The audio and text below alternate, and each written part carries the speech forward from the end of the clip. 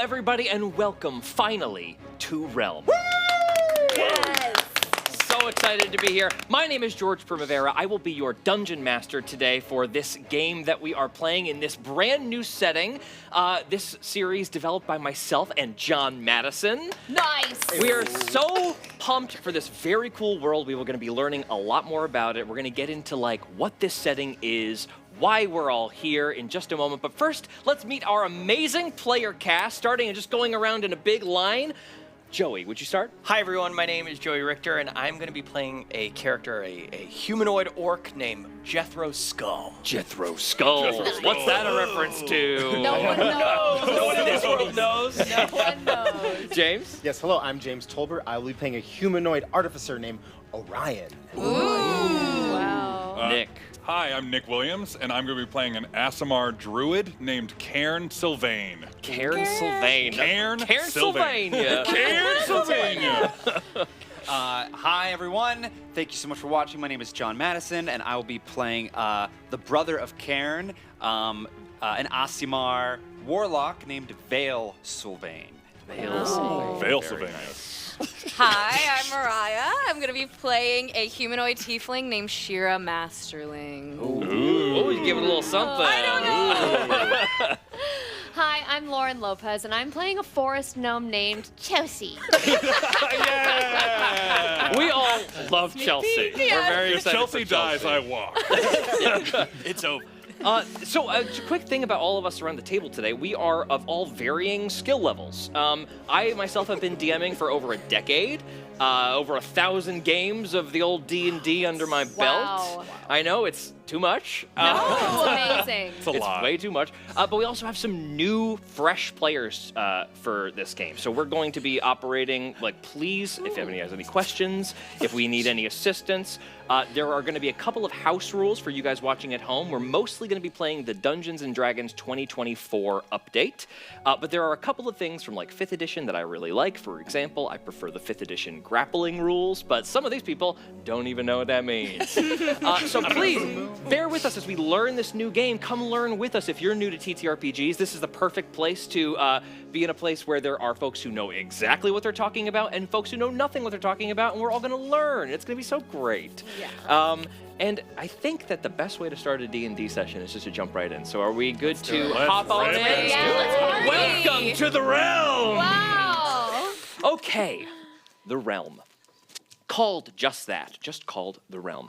It is a beautiful, verdant, fantastical landscape filled with forests and mountains and many villages, all beset upon a winding river that moves all the way down from the northern mountains down towards the southern tundras. To the east, an endless desert. To the west, a rough and unforgiving ocean. The beach, less of a beach and more of a cliffside. Think Ireland-y. Very tall cliffs looking down into a tumultuous surf. When we see the realm, the most obvious landmark, if we see it from above, sort of flying through the white fluffy clouds, the first thing we see is called the Chrome. The Chrome is the central city, smack dab in the center of this continent. Sort of nebulous what this landmass is. There's been so much unexplored to the north, south, east, and west. But the Chrome is a massive circular city with walls of shining steel. Easily spottable from the horizon as the light source of this place, we'll get to that in a second, is reflecting off of it. It is a beacon for all of the people who live in this world. Floating above it, high, high in the sky, is what we call Orbis. Orbis is essentially a moon sun. At night, this gigantic glowing celestial body gently pulses with a white light in a very similar way that the moon would reflect off the sun. But in the daytime, there is no setting, there is no rising. It simply shifts to a brighter, more effervescent, sun-like light. A daylight. So there is a very typical day and night cycle here, 24 hours, as one would be accustomed to in our world where we are from, this earth that we are in. This earth where we reside. And around the Chrome, many villages, all relatively independent, but the most prominent thing within the Crome, within the city, is the Silver Citadel, a massive silver tower that seems to extend all the way past up to the clouds. And this tower is smack dab in the center of the Crome, filled with folks who are devoted to Orbis as a celestial entity. In this world, it is said that when one passes, if they have served Orbis and shown it enough devotion, they will be brought into the embrace of the Celestials above and enjoy paradise. More recently, in the ancient history of this place, there is another possibility for those who pass and do not give such devotion, and that is called punishment. Very little is known about punishment. It is a word that is sort of thrown around as a warning to children who misbehave, but also to adults who might be being prosecuted for crimes. And if they are never going to be let out of the cage, which is the prison within the Crome, they might be destined for punishment, for example. It might be sort of colloquially referred to as like a hell, something like that. But obviously, this is a religion, so there are people who are skeptical. There are other interpretations of Orbis's role. Perhaps it is not this all-knowing celestial judge, but perhaps it is simply an entity that contains magic. There are endless interpretations in what is actually sort of a small area of land. The realm only stretches a few thousand miles in every direction. This is not a planet. And I would say this. There are whispers of folks who have always tried to explore. They never come back intact. If they come back, it's one or two people turned around, disoriented, unable to explain what they've seen. And the people that don't come back are never seen again. So, knowing all of that, as we move through this beautiful landscape, through the massive gates of the Crome, the guards, all clad in shining armor, standing stalwart at the massive gates, we move through all of this incredible infrastructure. The Crome is tall. The buildings are high.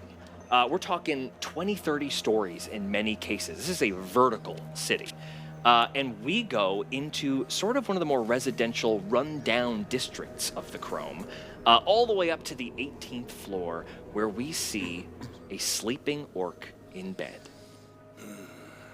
Jethro, you are dreaming. And in the midst of your sleep, you find yourself back there, in the caves beneath the realm. You, as a soul searcher of the Crome, are sent to retrieve lost souls who appear sporadically in the caverns beneath the realm. Your job as a soul searcher is to retrieve them, bring them back to the Silver Citadel, where they can be judged, sent to paradise in most cases. This is upwards of 16 years ago. And your old friend, your mentor, Arden Morrow, stands at your back as your squadron of soul searchers moves deeper into the darkness of the caves. Nervous, kid? A little bit. It's kind of the first time I've been down here in quite some time. Yeah, we've had a slow season this time around. Listen, I meant to tell you. I want to tell you how proud I am. Huh. You've come a long way, and I know it wasn't popular for you to be here. Yeah. The orcs to the east aren't very trusting of the Silver Citadel, and I'll be honest, it's not for bad reason. Yeah. But this is a good job we're doing here. Yeah. Tell that to the other guys. Please. Please. They will not get off my back. Listen, I just want you to stay alert, all right? I've got a bad feeling about today. It's been too long. It's strange that there was a soul surge after so long a time. I'm thinking we might run into either a larger flock than we're used to, and we'll have to keep our eyes about us, and with a larger flock, attracts more predators. Yeah. You know? All Yeah. right. You want to take the lead, kid? I'll get the middle. Sure. As you walk up ahead, can you please describe what Jethro's skull looks like? Jethro is very very tall. He's about 7 to 9-ish feet. He's got armor. This kind of thick studded leather armor. His skin is a seafoam green. He's got, like most orcs, protruding kind of underbite teeth. And then some military tattoos. Some scars, things that are kind of mixed in between because you can't really tell based on what happened in service or in battle. And he's got long, stringy black hair. And at the moment, this is what he looks like at the moment. At the moment, this is what he we'll looks like. see in a little bit. But Yeah. as you move through these tunnels, I'm going to ask you to make the first roll of the campaign. I will. Let's take a D20, and you were going to be rolling a perception check. Okay. So your perception bonus, as you will see on the top part of your sheet there. Okay. +2. +2. Go ahead and roll a D20. 16. 16 plus 2? 18. 18. Woohoo! Okay. Right.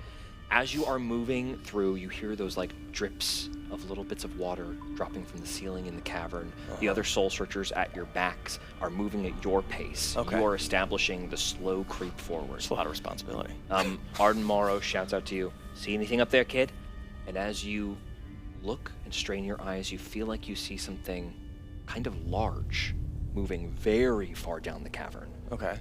At least a couple hundred feet. It almost could have been a trick of the light. But Okay. there's very little light down here. You only have a couple of soul searchers holding torches aloft. Okay. Is there anything you'd like to do as you see this shape move? Do you let anybody know that that's what you've seen? Yes. I think that's the first thing I do is let them know that I just saw something. Okay. That I just saw something, just extra precaution. Let them know something's moving. I saw something, boys, girls, friends, everyone. Trying to be polite. Any and all. No one likes me. You get some dirty looks as, Yeah. as the soul searchers kind of stop in place, and Arden looks ahead and says, "Yeah, I think I saw that too. All right. Skull, you stay back and keep watch. Make sure nothing gets onto our back. Everybody else on me." And Arden Morrow leads the rest of the soul searchers forward. And that is all you remember of this.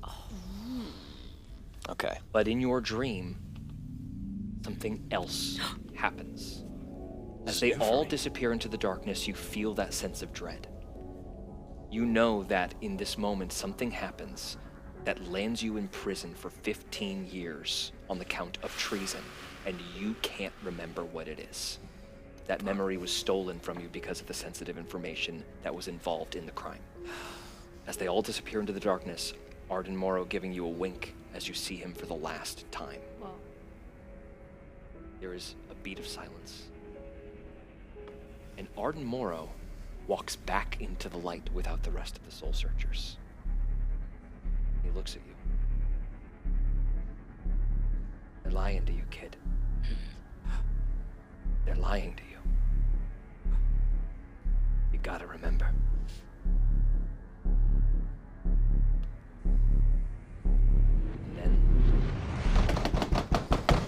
And you awake in your bed as the door is bashing open. What does Jethro's skull look like now? Ooh. And what does your apartment look like? Okay. Now Jethro's Here we skull go, has here a we lot go. more tattoos, but these are prison tattoos. This is stuff that is you're like, ooh, this is a hardened kind of guy. This is a guy that has filled up his body to cover scars, to cover the military scars, to cover the things that he that were part of his previous life.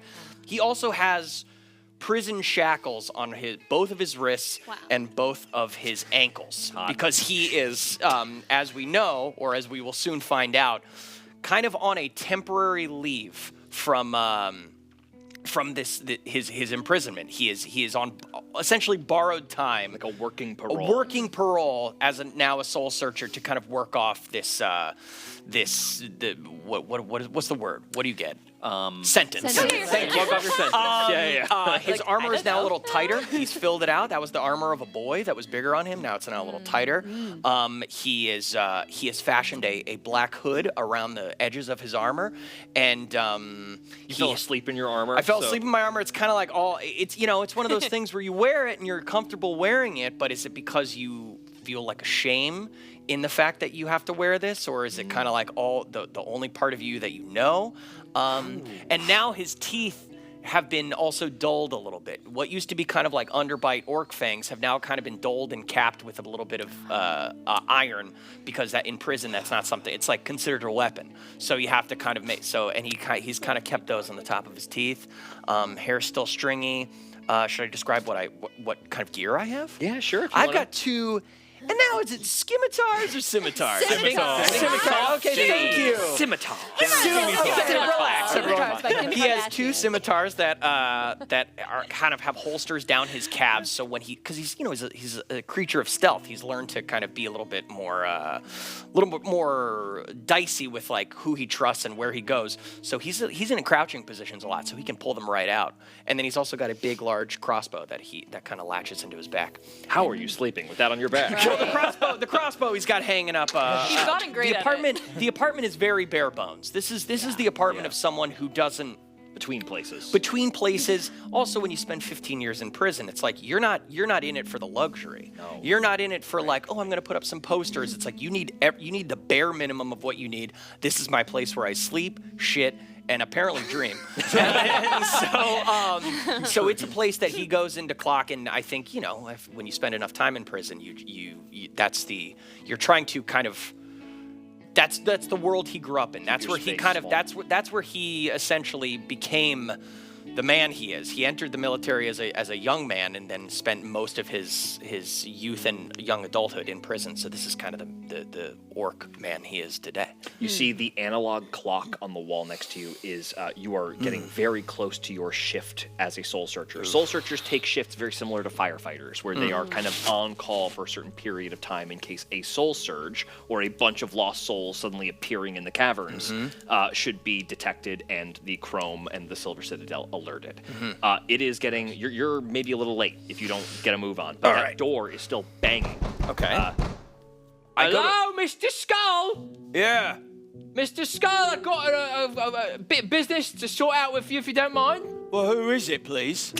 This is Mickey on behalf of Horus. Mickey on behalf of Horus. What does he want? Well, he wants what you owe him, Mr. Skull. Okay. I'm intended to collect 5 chroma. That's 5,000. I use an abbreviation. All right, thank you. Let me just check my pouch, see how much I got. If that's all right. I'm not decent. If you understand what I'm saying. Take your time. Take your time. I'm not going anywhere. I check my money pouch to Yeah. see how much money do you think you got on you? Oh, man. 5,000 would be $5,000 or 5,000 chroma. I think I have like maybe 200. Yeah. chroma. Okay. And you don't. You have 150 chroma. Shit. Okay, Okay. shit. You must have gotten spent on something last night. Okay. so funny. Yeah. Okay. So I realize I have to get out of here as soon as possible and not open that front door. Yep. Mickey's hanging out at the front door waiting for you to answer. You hear him start to hum a little tune to himself. This guy has come to you a couple of times on occasion. Horace Clapp is an associate of yours from prison you used to begrudgingly work a smuggling ring with. Yep. And you got out a little early before you settled up all the debts with him. Yeah. So it looks like you are He's still trying to cash in. Still trying to get some cash out of you. But he's still okay. He's still in prison, though. This is an exterior associate of his. Okay. Mickey, was it? Yeah. Yeah, all right. It's me. Mickey, yeah. Thank you for coming by, Mickey. You're welcome. I'm actually quite a bit late for work. Well, let's get this all taken care of then. Yeah, Nice and quick, like. that's good. Why not, how about this? You come back at lunch. I'll be stopping by at lunch. I actually have to go pick up. I left something at my locker at the Citadel. I have like at least several thousand chroma in there. Forgot to pick it up after yesterday. So if I can go pick that up, you wait there, because you're not allowed there. I'm not you allowed can't there. go there. No. So it would kind of be a waste of your time. In fact, if you just hang out outside, I'll slip something under the door for you to hang out, some reading material or something. Go ahead and pick up a d20 for me. Right. As you yell to Mickey through the door, you're going to roll a deception check. Ooh, okay. I assume you don't have money in your locker. I certainly Then don't. we'll make I got it a nothing in deception there. check. Okay. Go ahead. 16. 16, and your bonus? And is deception? It would be up in that little category, and it's all alphabetical for you. Wait a second. Oh, skill. +2, 18. 18. Okay. God. Now I am going to roll a Wow. little insight check To see if. from Mickey to see Okay. if he can clock your lie. Okay. Whoa. Okay. Mickey rolled a natural 5. Great. So Mickey, you can go, you know what? I could do with a bit of toast, a bit of cheese in the morning. Yeah, I'll go get breakfast. I'll be back here at noon. You'll have the 5,000 chroma. You got it. Business done. Horace happy. My knees unbroken. It's going to be absolutely special. It's going to be a wonderful afternoon for you. Everything's going to be fine. Great. And you know, if you speak to Horace or send him anything, you just tell him that I miss him quite dearly. If I talk to Horace before I got the 5,000 He's going to break your knees. My He's gonna, knees. of course. Yeah. All right, well, you just enjoy yourself, and I'll be back here in a hop, skip, and a jump. All right. Right. Bread and toast for Mickey. And you hear the footsteps leave and depart as you quickly gather all of your stuff. Analog clock is getting closer and closer to your time as a soul searcher. How do you head out of this building? Do you go down the typical staircase? Do you head down the fire escape? I or- think I'm still a little worried that Mickey is going to be roaming around. I don't want to meet eyes with him, so I'm going to go down the fire escape. Okay. I'm going to go down. I'm going to go through the window. Window. Yeah. Just kind of slide down. I maybe got like a little pipe or something that I can climb down. Yeah. It's also like I've never taken the normal way to get places. I think I'm a little concerned that someone might be around any corner. We see Jethro hop out onto the fire escape, grab a little pole, start to slide down as we pan away from him getting down to the cobblestone streets, moving through the streets as this time of the Soul Searchers shift is starting to grow closer and closer. We move into a small bakery, an eatery, where somebody is waiting at the counter for their sandwich. James! James, would you please describe Aurion for us? Aurion is a world traveler. He's been everywhere. You know, he's he might be a little grimy. He's got some dirt and dust on him because he's just been places. He likes to see things, but that's because he normally doesn't stay in one place. He's got this wonderful 5 o'clock shadow at all times. Don't know how he does it, but he keeps it, and he looks great. He's a heartthrob. He's a good-looking fella. He's a good-looking dude. Good-looking dude. He carries a lot of tools on him. He has this utility belt with which he can make any kind of little gadget or trinket. He's just really crafty with his hands, and he understands a little bit of magic in order to do something with these trinkets. But he has some regular garb on. You know, he might have a little cloak or a cape on him just to keep himself warm in the colder nights. He's got some nice cargo pants so that he can put all those trinkets into something. He's got these awesome combat boots that stomp all the way through. But he's only about 5'9", 5'10", not a huge guy, just a lot of functional strength. Very unassuming in terms of if he's a warrior. He's not exactly the person you're going to send to the front of the line to fight, but he's very intelligent, very intuitive, and very good with his crafting abilities to help out himself and others around him. Yeah, you're just sitting at that counter waiting for the sandwich you ordered. Right now, it's like kind of like 5 a.m.-ish, so that Orbis is still sort of in its lunar cycle. But just barely, we're starting to see a bit of light suffuse the horizon. Or not the horizon, I guess it would be coming from up above, so suffusing the sky. And coming out of the back with a big puff of steam, something clearly having burnt in the kitchen, you see Udo. Udo is a rotund man. He's got a big foot-long baguette and he has got like this big tub of aioli that he just scoops a spoon into and slacks it along the bread. Yeah. And is like, all right, a 12-inch special for my best customer, Orion. I've got this here for you. Wrap it up for you. Oh, as always, you know the deal. Gets into like a big, nice paper sheath for you. For you, just a 10 chroma from you, my friend. That's nothing. Here, how about I add an extra 2 on there for you? Oh, you're so generous. Thank you so much. Hey, I'm trying something new. I'm taking potatoes, I'm cutting them very thin. Very thin, and I put them in this little bag. Oh, so like a fry, if you will. I should fry them. Yeah, that would be the next step. I've seen it once in the East. Yeah, they're really good Because at then they would be crispy. that. Yes. They wouldn't be the mush potatoes like I am selling. My friend, you're onto This something is new a good here. idea. Yeah. This is a very good. Don't take my potatoes. Let me try. I okay, save for you okay. tomorrow, and we'll make you. You'll be my first test, okay? As always. Oh, thank you so much, Aurion. Hey, your seat is available if you want to take time, but I know it's almost time for your shift, huh? Time is irrelevant. Why don't I enjoy the piece that I'm at right now? Please, the Orbis's increasing glow from this angle, it is beautiful over here. We have lots of shiny little the torch posts up here, and the whole street dances. It's beautiful. And because you sing to them sometimes, right? You're not gonna get a song out of me, alright? It's too early. It's too early. Then all of a sudden there is a ting-a-ling-a-ling as somebody busts into the store. Udo looks up and grows immediately concerned. There is a woman who looks like she has been crying for a long time. Make an insight check as you see this woman come in. 12. 12, and then go to your insight category and see if there's a bonus. +2. +2, so 14. You clock that this woman has just stopped crying. She seems exhausted. Udo immediately pops up. Kenna, is everything okay? Sorry, Harold didn't come back last night. Harold did not come back. From his shift as a soul searcher, he did not come back last night? No, there was a soul surge. Late in the evening, he was supposed to come back at... So many soul searchers haven't been coming back, and I just can't help but think the worst, Udo. You're a searcher, I know you. What's your name again? Aurion, ma'am. Aurion. Do you know Harold Dosa?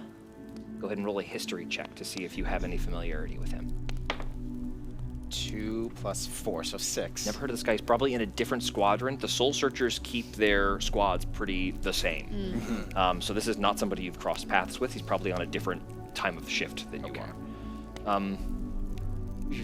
I'm sorry, ma'am, but there's a lot of us. My condolences, though. I'm sure he'll show up. Just, how many has it been? 3 in the past month haven't come back. I mean, the numbers are too small. Harold's had to go out more and more. It's riskier and riskier. The Silver Citadel just doesn't know what they're doing. Udo goes, ooh. Let's be quiet with the criticisms, huh? We have some regulars who could come in at any moment, Kenna. Listen, Aurion, this is my good friend, Aurion. He's my best customer. You keep an eye out for Harold when you go out today, huh? Which eye, the gold one or the silver one? He's a bit of... And you see Kenna does not think that's funny. Just trying to lighten the mood. I apologize. Kenna, it's on the house today. And he gets Kenna a small sandwich, and she says, just please, if you hear anything, here's my address, and she just scribbles down something for you and hands it to you. Clearly an address for like one of the more rundown residential areas. Okay. Soul searchers are paid, but they are not paid exorbitantly well. And Kenna clearly has a couple of kids that she is getting food for as she grabs a couple of sandwiches from Udo, smaller sandwiches. She's pretty inconsolable as she goes and sits in the corner. Udo looks to you and says, I hear more and more about this. More soul searchers are not coming back from the caverns. Is it getting more dangerous out there? I've heard stories like that too. When was your last, your search? The last surge you were sent on? Probably, 3 months ago? 3 months ago? Oh my goodness. That is strange. So there hasn't been one in quite a long time. They usually come by the month. I used to be a soul searcher long time ago. I'm retired 40 years now. And also I found a new passion. Oh, this wonderful food and also frying. My aioli. Oh, the aioli. Yeah. Yes. Please. I make it from axe beak eggs. Wow. Which region do those come from? Well, if you go for the northern axe beaks, it is a sweeter aioli. The southern is a thinner aioli. It does not taste good. Oh no, it No, doesn't I spread tried. well. You have to get the forest-dwelling axe beaks. Only the yolk, not the white. Not the whites. You whip, and it tastes like what you most desire to taste. It is a magical quality. Take a bite. Oh, okay, sure.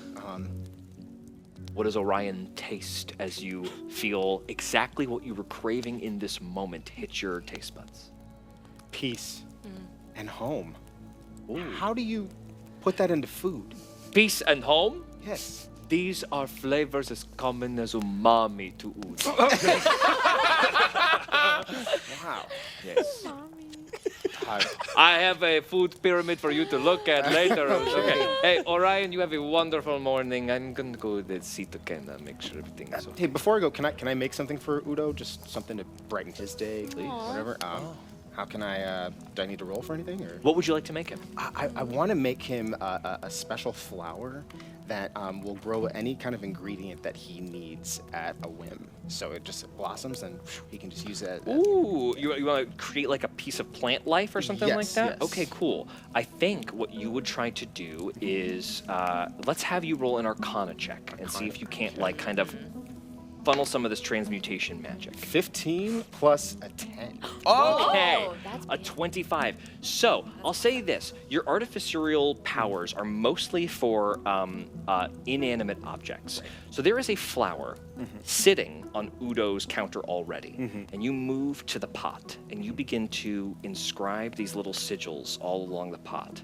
What does the pot start to look like as it changes from like a plain red clay? From plain red, it starts having this iridescent color on the outside of it now. Okay, and as it begins to shine, you see that the flower set into the pot begins to sprout even more. Udo is taken with this. This is incredible. I think, let me see something. He takes one petal off of the flower and it immediately like regrows its petal and he puts it on his tongue. Oh my gosh. That is the taste of when you go over a bump on the road and you feel a little jump in your stomach. Yes. How did you do that? This is amazing.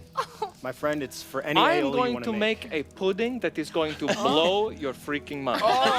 pudding. This is amazing, Udo. Aurion, thank you so much. Sometimes I say my own name. It's okay.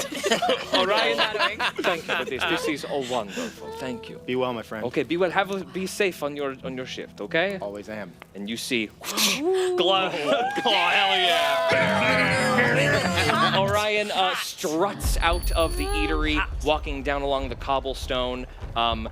You are headed off to the garrison. Before we move ahead of, actually, we're going to move ahead of you as you're on your way to the garrison and get to the garrison before you arrive, where we see one particular soul searcher in pitched combat, sparring with some of the younger soul searchers. Mariah, would you please describe your character for us? Yes. So Shira, she is a strong tiefling, long black hair, incredible warhammer with ram horns on top. And she's about 5'10", 5'11". She's not like Amazonian woman, but she's up there and she is strong. She prides herself in her strength. But I wouldn't necessarily say cocky about it. I would say it helps her find her integrity and her stoicism, and I think she's happy right now to be sparring. Clang, clang, clang. The metal is bashing together. I'm going to ask you to, as you are in this sparring situation, to roll an attack roll with the weapon that you are currently using. What are you wielding in this sparring session? I would say I'm using my warhammer. That Okay. is so special to me. Your Yeah. ram-headed warhammer. Yes. As you lift this thing, you see a kind of scrawny soul searcher in training, someone that you are very familiar with, who looks up to you immensely. Little Helio. He is a younger human, holding in armor that is much too big for him, and desperately lifts a shield to block the incoming warhammer. Go ahead and roll an attack for me as you bring the hammer down. Which dice is that? That is a 20-sided die. Rolling a d20 for a classic Oh, D20. because we're doing 19, baby. Oh no! And I believe you've got quite a hefty bonus attached to that attack, right? If you look in your red section there, by the warhammer. Yeah, so that's gonna be a 25. Cool. Absolutely, the shield shears in half as the hammer comes down, and Helio, wow! That hurt both my hands! Yes, Helio, well, that was bad, what you did. Wow, what was bad? Because I am trying my best to improve. Absolutely. I think just you aren't at my strength level. Uh-huh. So to be there for that attack. Stronger. Right. stronger. Yes, so I was right Drops here. his weapons and like, gotta take this whole glove off to write this. Okay, stronger. Stronger, yeah, underline that if you can. That's really important. Got I it. think for me, it was just, I had the high ground, right? And I had my warhammer, and you had this tiny shield, and so Yeah. I hit you, and it broke. Okay, so I should try to take that mound there as the high ground. I would say that would add, and I'd probably still kill you if we weren't Would still kill me. Helio, if sparring. I love how determined you are. I think You do. So I can come with you this time. Well, calm down. So I can come with you. No, you can't come with me until, well, maybe ever. But I want to be able to feel like you're a worthy partner. I can't feel safe with you doing this right now. Okay. But I'm proud of you, maybe. He cries. he immediately. You are. I said maybe. I'll take that. That's great. Thanks, Shira. Shira does a very light pat. How tall is Helio? Who we think? Helio's 5 flat. We're almost a foot apart. I do the lightest, just tap on head. Oh. I'm gonna write a poem about this. And he darts away. As he darts away back to the garrison, you see sort of your boss, your commander of your Soul Searcher regiment, Treva Voss. She is a battle-worn halfling woman, probably in her mid-50s. She gives you like sort of a tentative little clap. Treva. You're doing a wonderful job training the new ones. Thank you. They don't make it easy. No, they don't. But you were a new one yourself once upon a time. Yeah, I barely even remember that, but I remember the fire that they have, so Yeah. it's fine. They want to do their best. It's a noble profession. Yeah, some days. We haven't had a search in, what, like 3 months? That is, that's why I'm here, Shira. There has been a soul search last night. Okay. We sent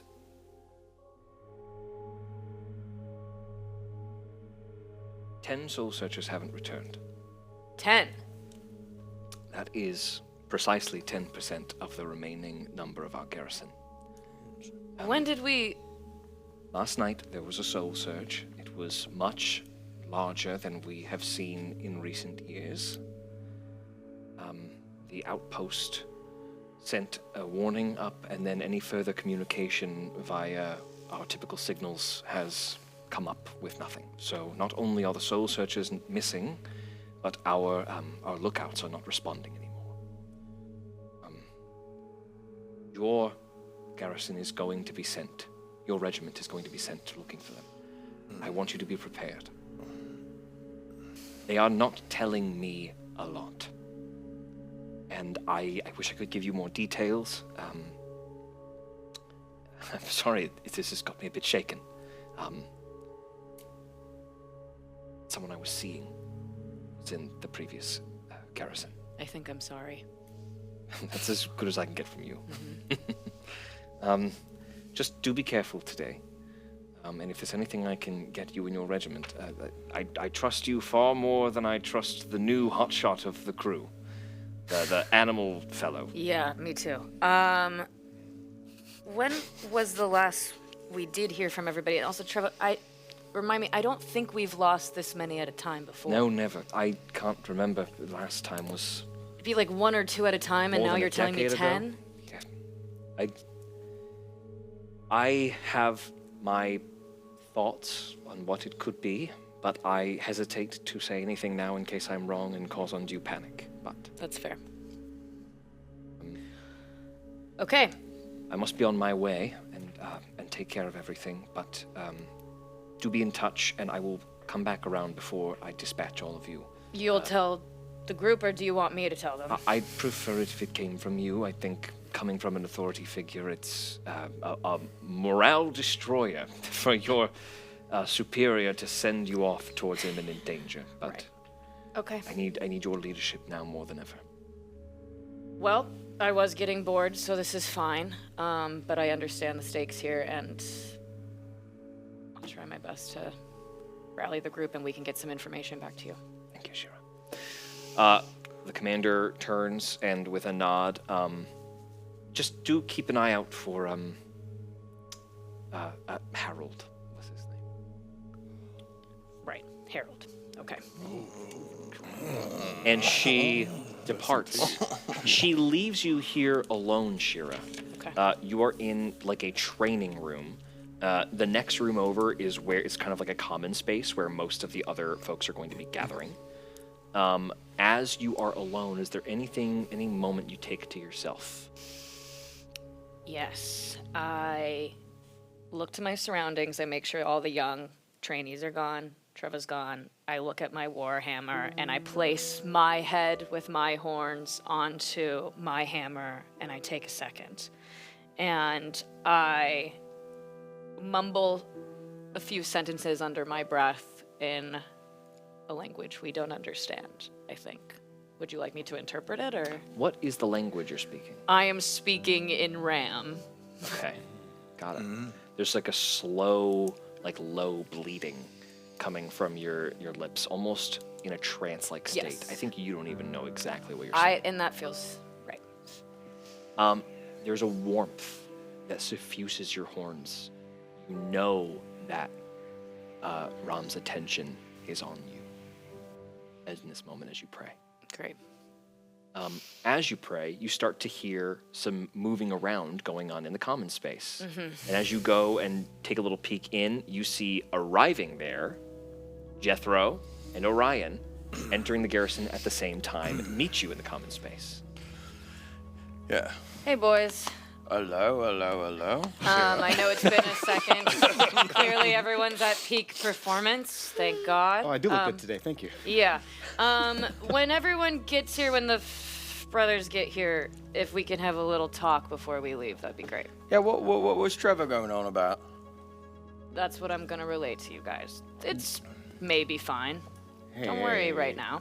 Maybe. Secrets don't keep friends. You know, Well, I don't want to leave out those guys that are a part of our group and they're not here yet. So we're gonna Well, if you wait. share the information a little bit before, then maybe we can have some sort of, I don't know, we can figure something out and tell them, we're pretty relay it, smart. yeah. Guys, it's not gonna be an ordinary soul searching Is it trip ever? today. No, but I'm sure you guys have heard that people have gone missing, right? We've lost a couple soul searchers here and there Yeah. over the last few months. I just ran into a woman. She was looking for a herald. She was looking for a herald? Everybody's looking for Harold. But do you know about a herald?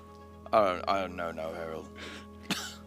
Okay, well, Who else? let us rehash it to the guy. 10 soul searchers got lost last night, okay? 10? We're gonna go after them. That's mean, that's a whole regiment. That's Was there anyone? No one left. We don't know. Huh. and you were gonna wait with this information? For like what, 10 minutes? We're gonna go soon, right? Okay, well, time is irrelevant. We need to know this stuff now. Do you guys know where they are? Everyone should be here by now. We cut as the time does arrive for the shift to start, and we are going to bounce over to a very out of place looking figure waiting much closer towards the center of the Silver Citadel, where the clergy who worship and perpetrate Orbis's teachings mostly congregate. Nick, would you please describe Cairn for us? Yes. Cairn is a hulking man. He's like 6'10". His body, he's lean, but it's clear that he had like a strong athletic build that kind of atrophied over time. So, but he has like the kind of physique of an athlete, but all the muscles have kind of shrunken down over time.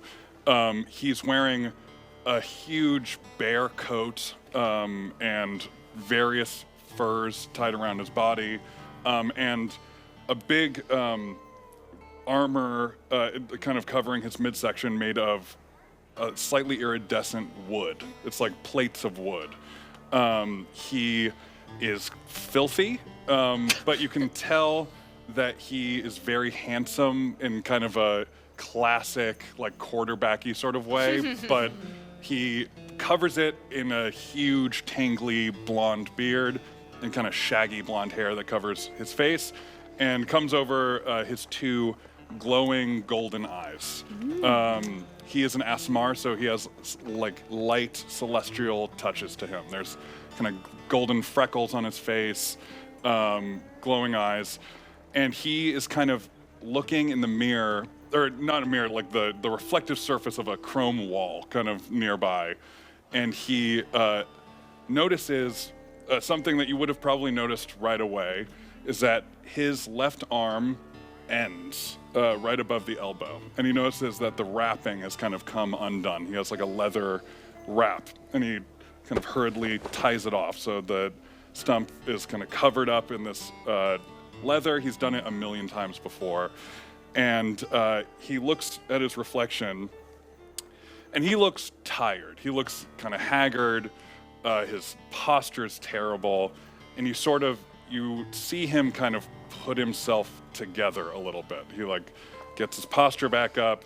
He notices that there's some alpine wildflowers tucked into his fur that are dead, and he casts a little bit of druidcraft magic on them, and they spring back to life.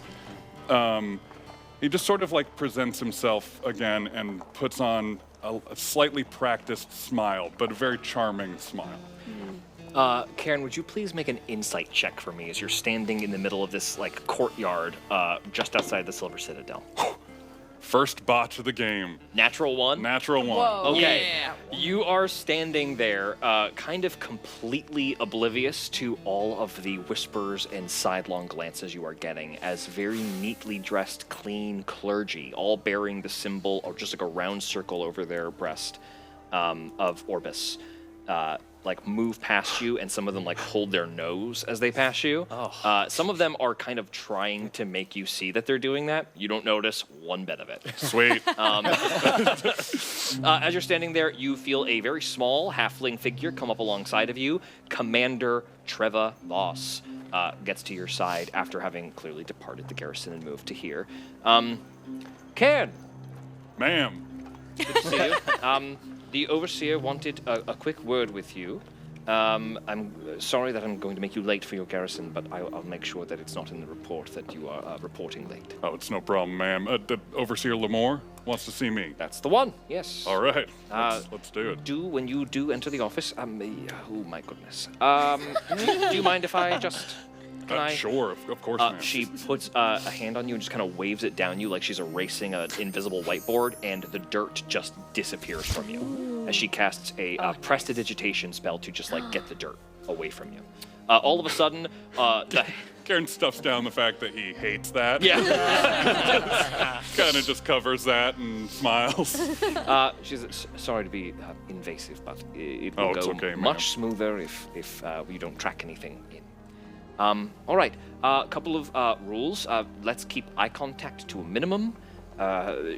Eyes cast to the floor is considered respectful, especially in Overseer Lumore is an elvish fellow. And I know you, Aasimar, typically have some similar traditions, though they are much more embedded in a less wild environment. So I understand, ma'am. there are some overlap, but let us be careful of others' space. Yes, ma'am. Right, okay. Also, I did a little looking into what you asked me about earlier about the previous druid from your tribe who had their post here. I did find where they used to live. I was not able to secure for you the keys, but if you wish to ask Overseer Lumore, the possibility he could facilitate something for you to see if she left something for you as you potentially... Thank you very much, ma'am. I appreciate that. Come with me. And she leads you into the Silver Citadel. The floors are silver. The walls. Silver. The ceilings? Silver! That's it. You got it. No funky Bronze. third beat here. Yeah. Gold.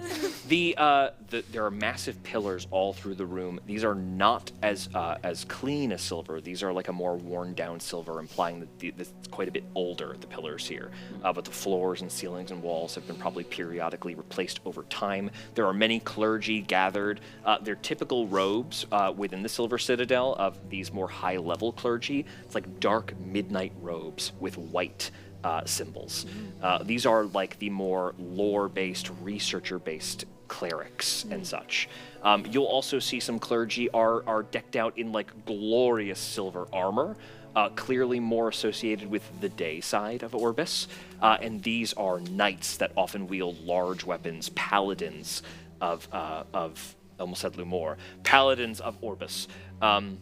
As they all move through, the more typical clergy that you would see on the outskirts of the street are wearing much more subtle robes and much more humble.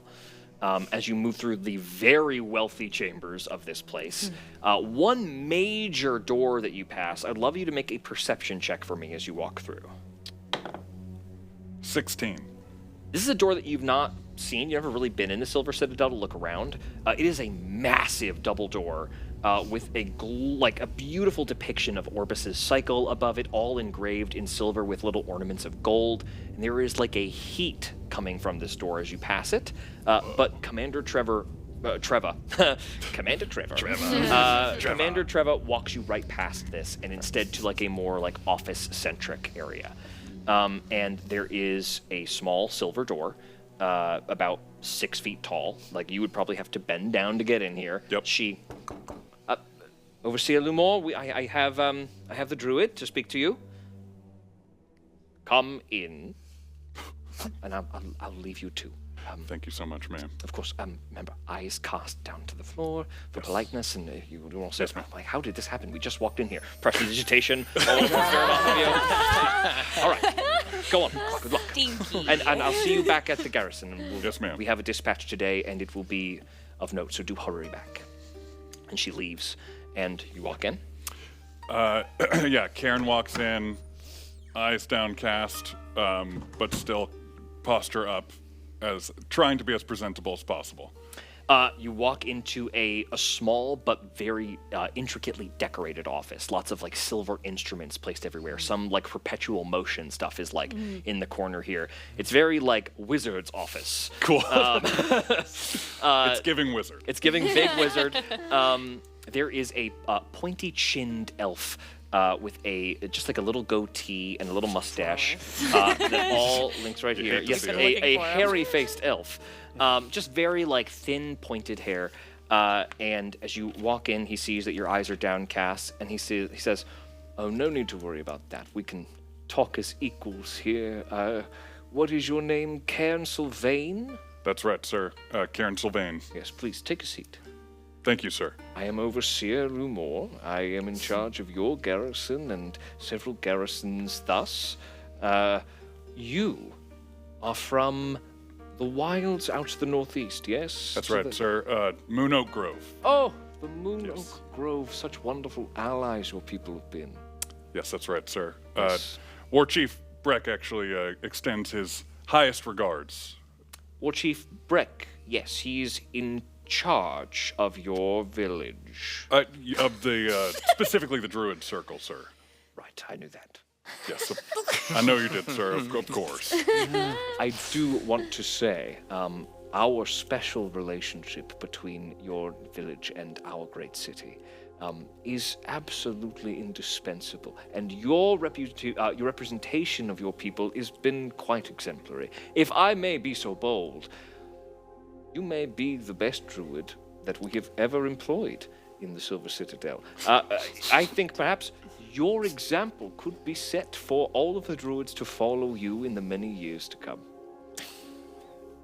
Well, sir, I really appreciate those kind words. I wanted to bring that up. I had a slight favor to ask of you, sir, and I don't mean to overimpose, but Well, if we're skipping right to favors, I suppose I should just breeze by the congratulations we wish to offer you for your flawless service thus far. Oh, And no if I need, can offer sir. you a favor, I'd be more than happy to contribute. Well, thank you so much, sir. I appreciate that. And our relationship is a very special one. Yes, indeed. Well, you see, I had asked Treva, and that was her last name, Commander Voss. I had asked Commander Voss about my predecessor here, Druid Devon Calloway. I had asked about, she was lost in the last surge, and not last surge, I guess the surge before I came. And I would really I know her family, and I would really appreciate getting to go to her apartment and collecting her things so I can send that back home. What is the title you people use for your druidic order? Miss Calloway seems not formal enough. Just call her Devon, but... Devon? Yeah. Oh, that's quaint. That's nice. Well, Devon, yes, if you would like to gather her effects, typically we like to keep people's privacy intact. He's going to look at you closely. I want you to make a deception check. Okay. Oof. Let's see. 13. Okay. Oh no.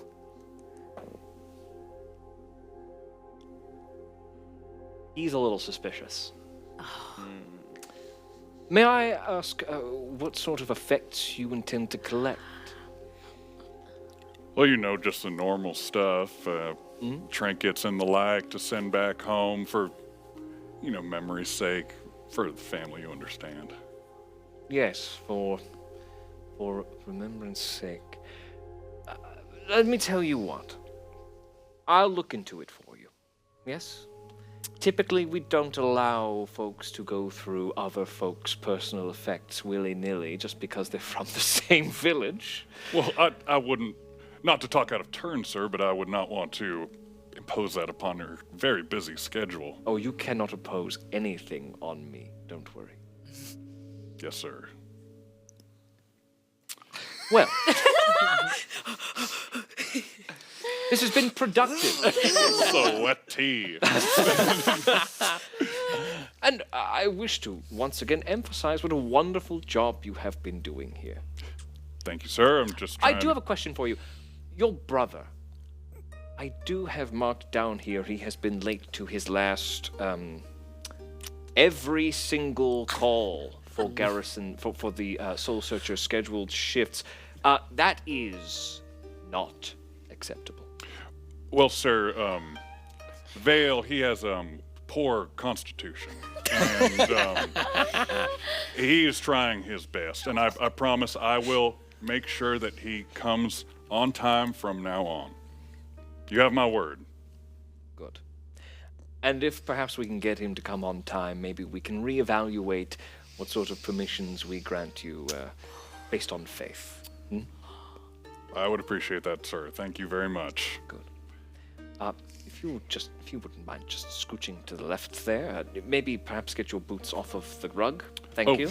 Sorry. Sorry, and sir. he prestidigitizes the carpet to clean it. That is all that I had for us today. Wanted to get my eyes on you. Well, I appreciate that, sir. Thank you very much again. And I hope you have a fine rest of your day. I intend to. All And right. you as well. I think you'll have a busy day today. Sounds like it. Goodbye. Cairn immediately leaves. Cool. As fast as he can possibly get out of this situation. You leave outside the door. Lets his gut and posture go.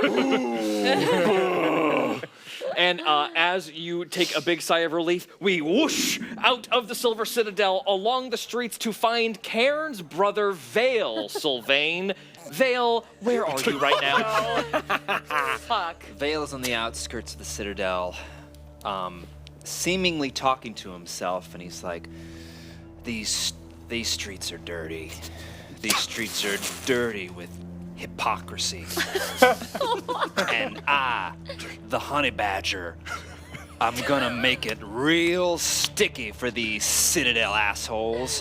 And then he sees it like he's watching a street where very often there will be like Citadel police who will rough up or like try to like pressure some of the more like corrupt officers of the law there. The shining guard, they call the guards of the Chrome, colloquially referred to by many of the people as shiners. A little bit casual, derogatory, but also because typically they might give you a shiner if you look the wrong way at them. They are a pretty, they act with basically impunity. Are they big? They can be big. They're just soldiers that sign up. Yeah, they're all various humanoid folks that sign up. Yeah. Time to throw a wrench in these shiners' plans. And then he throws on, ain't that right, Anon? And then he throws his, he's made, I didn't tell you what he looked like. He's, yeah, tell us that. Sorry. Tell us that. Veyl Suilven, Cairn's brother, is a, not nearly as tall as Cairn. He's like, just over 6 foot. He's like 6 3/4 of an inch, and he has, instead of his brother's very like golden skin and golden eyes, is like gray skin. He has this cracked scar down his eye, this red scar that sometimes pulses red a little bit, and he wears a lot of gray and like shadowy clothes, and then he's fastened this out of not animal skin, but this like black and white honey badger cloak that's very, very poorly made, but he's working on it. He's working on it, and has holes made and a big long like badger snout that comes out. This is Spider-Man when he fights Bonesaw. Yes. Right. And then he puts it over his he puts it over his face, and then and it goes and yells up to the Citadel sky and goes, "Ree!" or something. She doesn't really sure what a badger sounds like. There's just like a bunch of pigeons that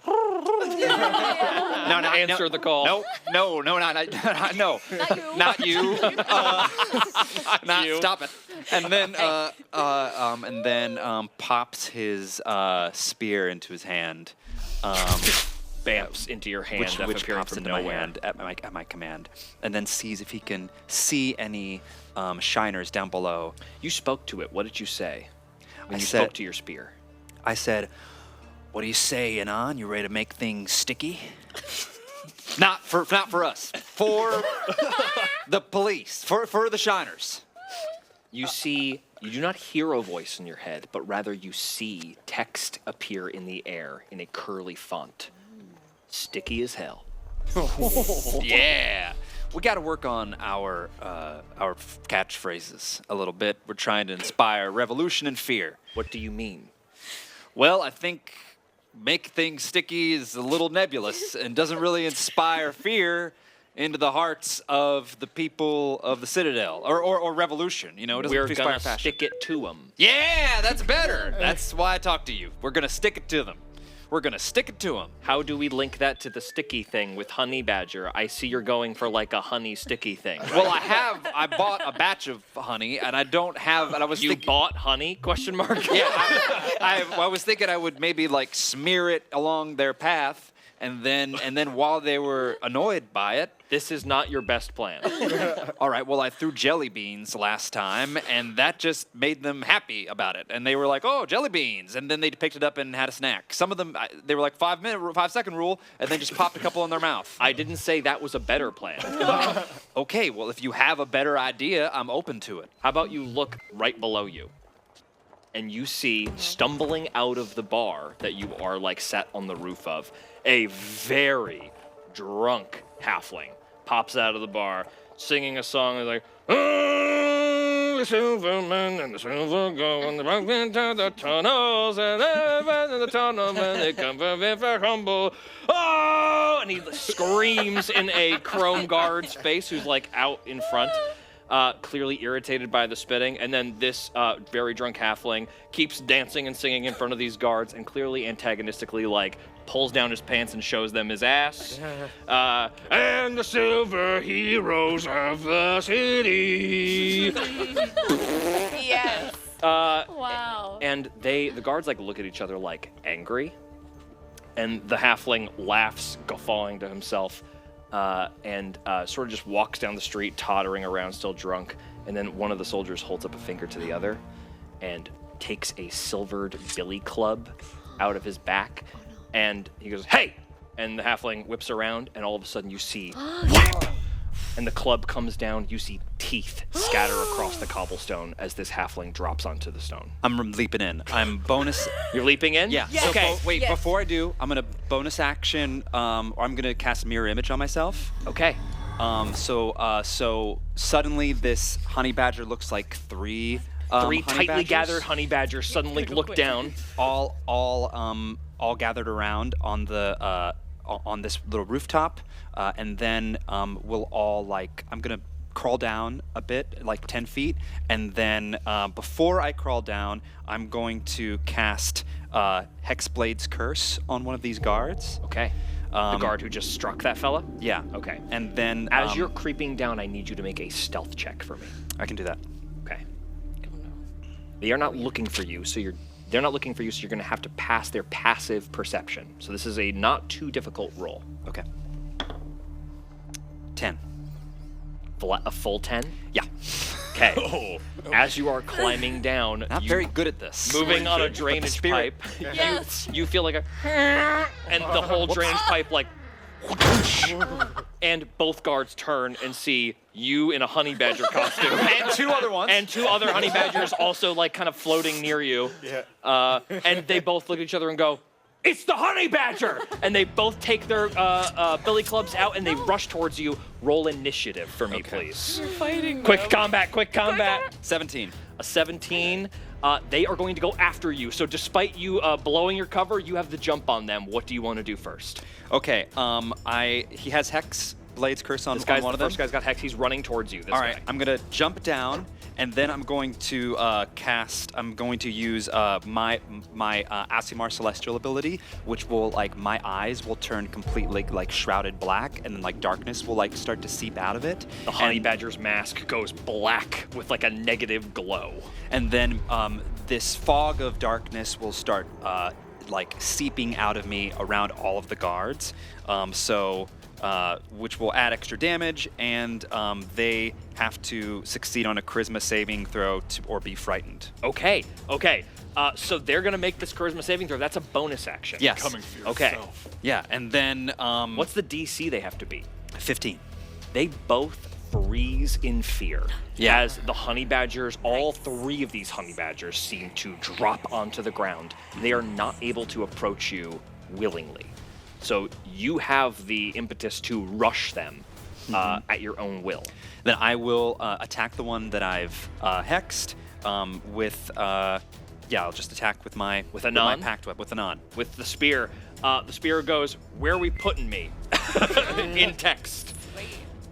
I think what I really want to do is, he hit this guy. I want to knock this guy out, and then Like a non-lethal strike? Yeah. Okay, so you take the butt of the spear. Go ahead and make an attack roll. Okay. Wait, that was an 8. Okay, the first, but that first one was an 8. Actually, I attacked twice. Okay. That was a miss. probably. A miss. This clangs against his armor. It's pretty thick. These guys are wearing chain armor. Okay, then I'll attack the other one. And the second one is 21. 21 is a hit. Go ahead and roll all of that damage that you will do. Okay. This time, as you clang against the helm, and it resounds, not doing any damage, but kind of knocking this guy off balance, you come back around with a sweeping strike. Then The damage total. 12 plus 4 necrotic damage. Okay, So, 16 points of damage in one Yeah. strike. How do you knock this guy unconscious? I take the butt of the spear and I just hit him in the groin and then upchuck him right in the. Kong, kong, kong. He makes a lot of noise as he hits the cobblestone hard. This other guy who is your compatriot, this guy's compatriot, is going to try to overcome his fear Okay. to make a rushing attack at you.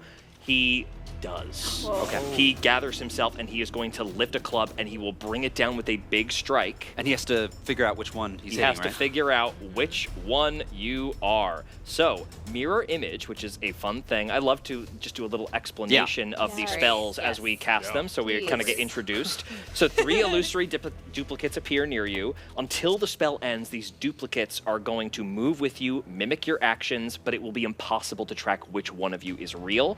Every time somebody attacks you while this spell is up, which it lasts for a full minute, they're going to roll a d6. If any of these d6s... Oh, for each of your remaining duplicates, too. So this spell has changed since the 2015 edition, or 2014 edition. So you have 3 duplicates, 3 illusory duplicates. Means I'm going to roll 3d6. If any of these is 3 or higher, they do not hit you, they instead attack the duplicate. Got it. So all 3 of these d6s have to be below 3 to hit you. Got it. Nope, none of them. So, one of the duplicates is destroyed. 2 remaining left as one big billy club swings through an illusion which dissipates. That is a miss. It is back to your turn. Then I will. I'm just gonna hit him with another attack. Okay. With my spear. Go ahead and roll another d20 for the attack. All right. First attack is 25 to hit. 25 absolutely You're hits. fine. Go ahead and roll damage. All right. That's gonna be. These guys have a lot of armor class, but they do not have a lot of health. Awesome. 11 plus another 4 necrotic Another damage. So 15. Still non-lethal? Yeah. Okay. How do you knock this guy out? This time I hit him in the gut, and then I point Anon up to his neck, and then I say, "Just remember when you fuck with the Citadel's people." I gotta work on this. I can't breathe. You knocked the wind out of my stomach. Be afraid. Be very afraid. And then I just swipe him across the face. Kung, kung, kung. God, I can't work on this. Is not good. This is. The halfling Bad. who's drunk, kind of like dazed, gets up. Oh. Uh-oh. Starts picking his teeth up out of the cobblestone. Bummer. Thank you. Yes, sir. You don't need teeth to eat honey. And I give him the jar of honey that I was going to use on the street.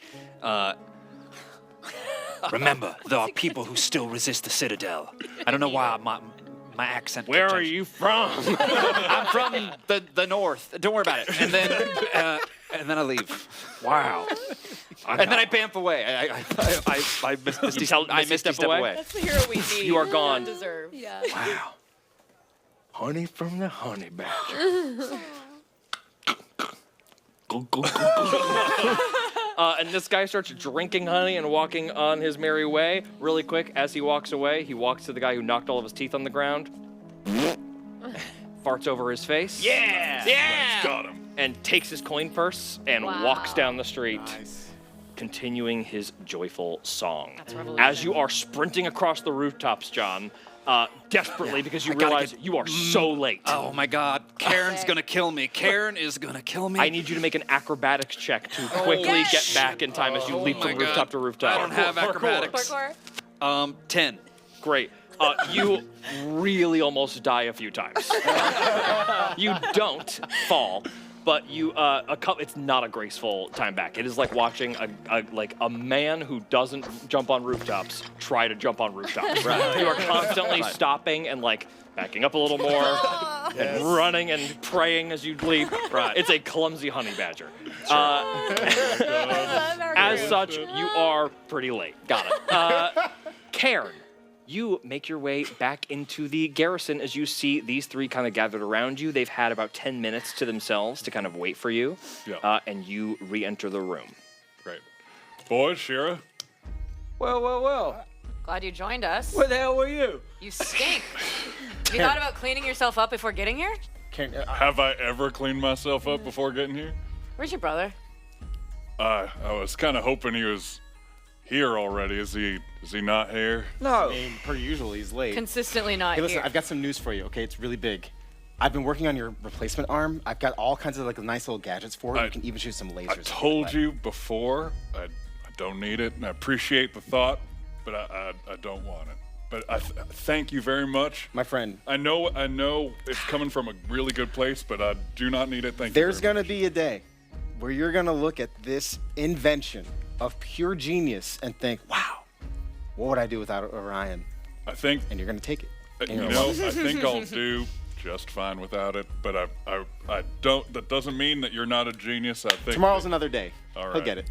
Well, So, Golden Just Boy, what kept canonically you? another Where were you at? Yeah, Mr. I- On Time, Mr. I got it all figured out. Yeah, actually, where this were is you? the first time Yeah. you've been late, Cairn. Oh, yeah. that's right. I was actually talking to Commander Lamore. He asked me, or Overseer Lamore. He asked me into his office. Really? And it was, man, it sucked. Yeah. Yeah, it really sucked. I seems like an hate asshole. talking to him That anytime guy- I have to.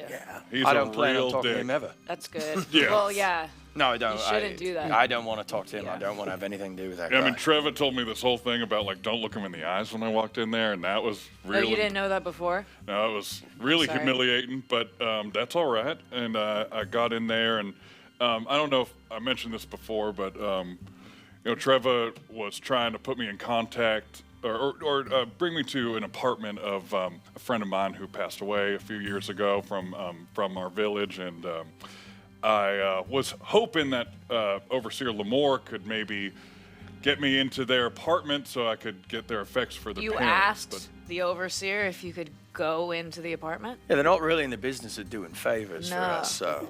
But, well, It's classic druid out of towner. Wow. Yeah. I mean, I've mentioned it before, but I'd love if you didn't say stuff like that. I have to keep saying it if you are gonna It's keep just a doing privilege. that You got. shit. It's just a And privilege she's you got to she's check. a very, you know? Yeah. It's a privilege. blunt person. I don't think I lied about it. So The door behind you blasts open. Veyl from just on a rooftop into the door. well, I think we know what he was doing. That's us. Way to Hey, just guys. badger through the door there. Yeah. Yeah. Badged on in. I don't know.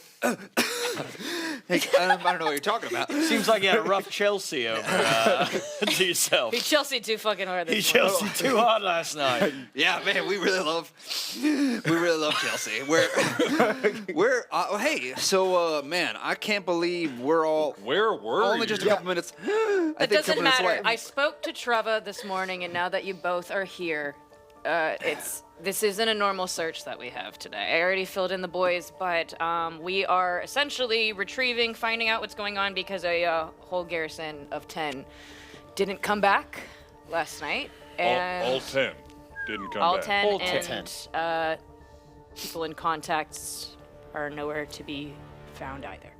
You guys know that the time is starting to grow close, and Right. on time, one of the commanders who is not Commander Treva, somebody who you probably haven't seen before, walks into the room just like a human fella. Hi, everybody. My name's Commander Dan. Treva's a little busy, so I'm going to get you guys set up on your dispatch. I hate when Dan comes in. It sucks. We're all on time. We're ready to go. Is that Shira Masterling? Yeah. She does not like me, so Yeah, I'm going to yeah. talk to you guys. Okay? You don't want to talk to the woman? I don't really have a good You're feeling. going to make it like that. Shira, I'm gonna do It's a that thing- it's a every thing now. It's a thing single now. Address the time. group. Yes. That's why I don't like Hey, you, Dan. Dan. You don't talk to women. Hi, Cairn. Hi, Shira. Hey. I'm sorry. I didn't mean to make it like No, that. after you. Go on. So I got your dispatch location. It's in the West Woods. Probably 5-hour walk. We could not get any mounts for you guys, so it's going to be just a steady walk all the way through. Oh, But you guys can help yourself to a ration package on the way out. Take 2 for the ride back. That's all been approved, and we do have some word that some of these soul searchers on the previous garrison did not come back. So Yeah, we know. We got confirmation. You got that? Thank Yeah. you. Yeah. Cool. Thanks, Dan. We knew. Shira, did I do something to you? Did I do something to you, And that's Shira? not a question you ask me. That's a question you ask yourself. And we gotta go, right, boys? So what is it? What else do we need to hear? I'm a commander. I'm in. Okay, It's fine. Just go. Dan. Just let it go. Here's the map. Here you go, and he gives you like a pretty like rudimentary location. You're to exit the west gates of the Chrome City. I'm gonna mess that up all the time. The west gates of the Chrome, and take the path along to a forest. Who you actually have been to a couple of times before. There are many tunnels across the realm that lead down into the caverns. This is one of the most active tunnels where these lost souls appear. And just for all of our mental picture of what a lost soul looks like, these are typically like anywhere between 5 and 6 feet tall, bipedal, glowing figures. They just glow blue. They have no discerning features whatsoever. They're just like little people made of light, and they are dumb. They walk to what is in front of them. They don't know what anything is. Often, if a lost soul gets out of the cavern by themselves, which is very uncommon, they'll just get like stuck in a bush. They don't have like a lot of strength, and they're pretty helpless. And is that when we say like a soul surge is happening? Are we expecting like a lot of them? It's like as if like a flock of sheep or these souls just like appear in a location. That is a soul surge. No one really knows how they appear. That's never necessarily. And it's out of the caves. It's just on. Out of the caves. Okay. The way that people spot souls is that there is usually like a flash of light that is quite bright in the tunnels. And there are people posted at outposts to keep an eye on that light, and then they similarly throw a light in the air to signal to the Chrome that there has been a soul surge here. Oh, okay. Cool. So it's like we're following a flare. Yeah, exactly. Okay. Exactly. So all of you are gather out. You walked right past Commander Dan. He's like, good luck, guys. Bye, Dan. Yeah. Kick some Thank butt. you, Dan. Yeah. Bye, Dan. Damn, just. You guys, I don't actually mind Dan, but I really have a lot of fun doing that. You guys make your way out towards the gates. The Chrome soldiers like move apart from you. Soul searchers coming through, coming through. A couple of people do like polite claps as they see you. It's kind of cool to see soul searchers. You're well known. Hold my hood down. And attention. you get outside and look around for a moment for your friend who is usually waiting for you at the gates. Well, we almost have everything, but wait a second. Wait, hold on. Wait. Hold on. Where's Chehlsee? 3 days prior. Atop the tallest mountain in all the realm. The wind blowing furiously. Snow. It makes the tallest mountains on this mortal earth look like hills. Absolutely the topmost peak of the realm. We see a small, trudging figure moving through snow up to their nose. Lauren, describe your character. Chehlsee is a forest gnome. He's even small for a gnome, okay? He's about 2.5 feet high. He has grown up in the forest, so he lives with the critters and the creatures, the flora and fauna of the forest where he grew up. He wears a little gnome hat. It's a little slouchy. It's a little big for him. He's got, again, for a gnome, he's still pretty small. So even when he finds gnome clothes around his travels, they're still a little bit big for him. So he's got a big slouchy hat. Under the hat, 5 to 7, depending on who kind of wants to hop in, 5 to 7 field mice reside inside Rotating crew of field mice. Because some of them like to kind of come out, do some stuff, come back in. But it's always minimum 5, okay? And these field mice are just kind of, they're always with him. They communicate with him. They help him on his travels. He helps them. He is always trying to find food and treats for them to keep them happy. I keep looking into camera. You're my friend. Not the camera. You can peg that camera. I'm doing it all the time. And so he's got the hat. He's a plump fellow. He's got a really friendly, plump face. He's got a beard and a mustache. He's not Santa. They are grayish white. He's not Santa, even though he's plump, wears a hat, has a beard and a mustache, okay? And all of his clothes are kind of things that either his critter family has made for him over the years, or it's things that he's found on his travels. So everything is very organic based. He's got a little belt around his tunic that has these hollowed out acorns hanging all around it. The acorns are kind of like his little coin purses. That's where he keeps herbs, because he's an herbalist. He keeps herbs. He keeps snacks for the field mice, snacks for himself. He loves snacks. I also want to just point out this is also a belt of holding. So this is a magical acorn oh, yeah, that belt. too. Right. These acorns are bottomless. Like, Yes. He regularly sticks his entire arm Yes. into an Oh, acorn. Mary Poppins. Exactly. Okay. Exactly. Very Mary Poppins. So he's got a lot of things, and it's like he knows where everything is in those acorns. He's very organized. And then he's got a little scarf that's kind of made of spider silk with a little spider hanging off of it.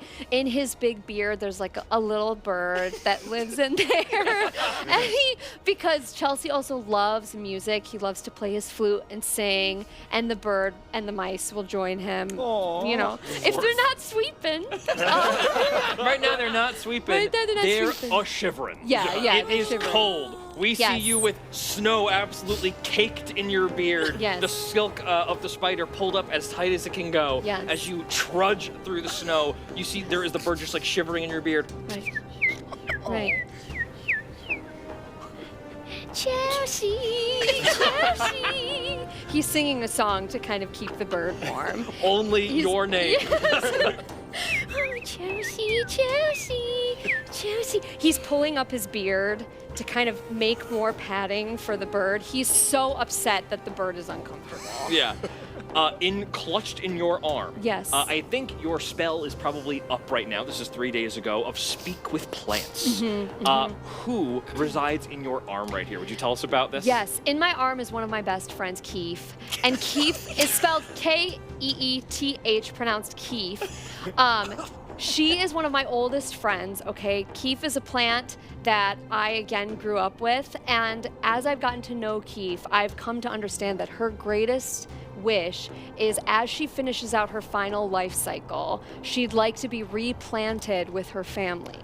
Because her seeds got spread in a great wind, and she kind of ended up growing up somewhere that's not with her usual family. And so she is like, for my last life cycle, Joey's crying, for my last life cycle. Beautiful. Watch this movie instead of what we're doing. Yes, and she's like, but I don't know how I would ever get there. I'm just a plant. I'm rooted here. These are where my roots are. And Chelsea's like, I'll take you. And so Chehlsee makes a commitment to her, even though and he has to get the okay from the field mice and the bird, because he's like, they're coming with me and it's going to be a long journey. But he commits to taking her before her final life cycle is over.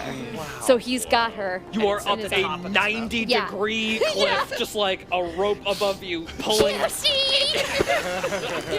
As you are pulling up, make one athletics check for me. Oh. This is going to be you're holding onto your rope, so I want you to roll with advantage. Oh, okay. So Okay. it's both of those D20, the Okay. pink and the green one there. Your athletics. Thank you. Yes. 15. Okay, 15 is the highest, and what do you add for any kind of athletics? It's a -1, so 14. It's a -1. Okay, one penalty. As you are holding onto the rope, a wind suddenly blows you off of the mountainside. You're holding onto the rope for dear life as you... like the tail of a kite, you are being blown asunder. No. Is there anything you try to do as you try to just like get your way back up? Yes, I feel like even the mice are kind of coming out now and trying to pull me back in. Yay! Don't give up! They all link together by their tails. Each one puts a tail in their mouth, and they make a chain, and they pull. You get like 1 inch. Yes, right. Yes. Chehlsee. Yes. As you are moving, you feel the muttering of this plant. The plant is sort of like a bulb now. The flower contained within, hiding from the freezing cold, but you hear like a muffled expression of an elderly plant, just desperate to find final rest. You are so close, Chehlsee. I can't tell you what you've done for me. Please don't give up, Chehlsee. Don't give up. I promise this will be all worth it. Please. I can feel them. My children are near. Descendants of Keith, assist my friends! And you see grass emerge from the snow, chanting in your Speak with Plants. You just hear like a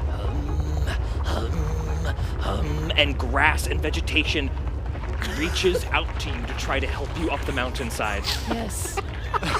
Yes, I grab it. Grab it as tight as you can. Yes. Make another athletics check with advantage for me as the plants attempt to pull you in. 15. -1? 14. 14. A little bit better. No, I think it's the same, actually. I want to just, So. It's the same. You are desperately trying to claw up, and you feel the mice give way. No. The mice all start to fly off into the back. Is there anything you can do? What can I do? What can you do? What is there to do?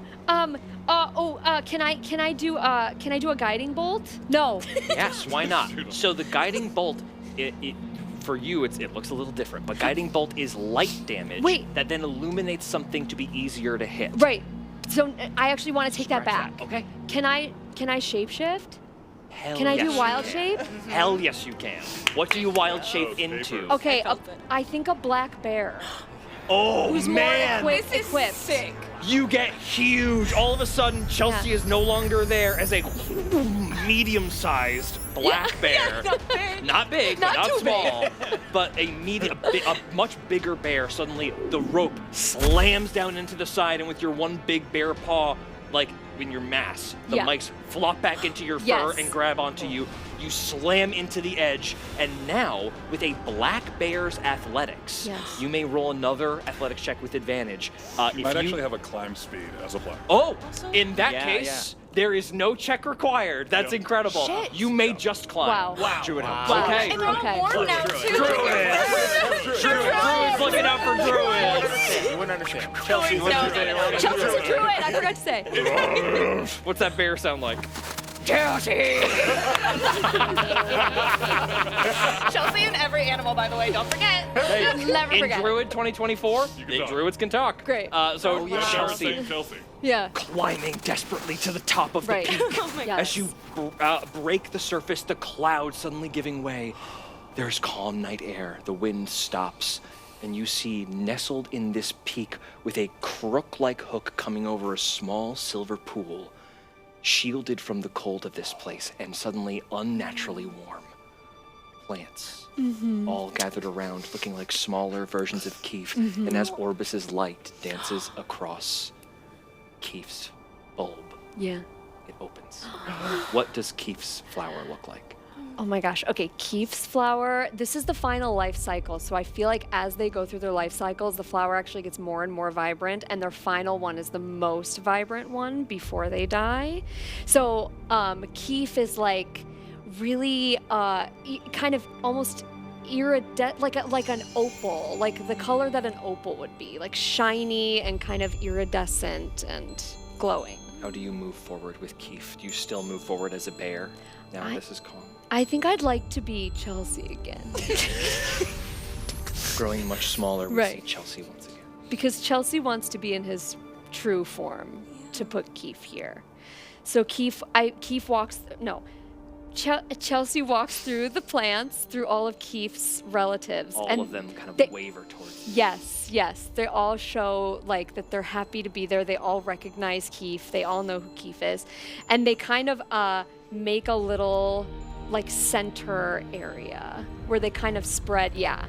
roots shifting underneath the earth to Yeah. make room for her. Yes. And so Chehlsee puts Keef in, digs a little thing, puts Keef in the soil, pats her back up. All of the bulbs bloom in joy. Yeah. They're happy. Chehlsee, what can I do to show my gratitude, my best friend? Chehlsee thinks seeing Keef happy is payback enough.